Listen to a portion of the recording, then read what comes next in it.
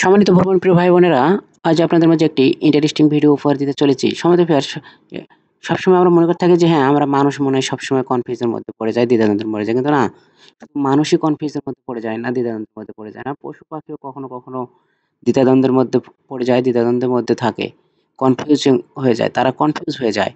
ঠিক আছে? এমন একটি দৃশ্য ঈদের মাঝে ধারণ করা হয়েছে এবং সেই ভিডিওটি, সেই ফুটেজটি আপনাদের মাঝে শেয়ার করার চেষ্টা করতেছি। আশা করি আপনাদের ভালো লাগবে।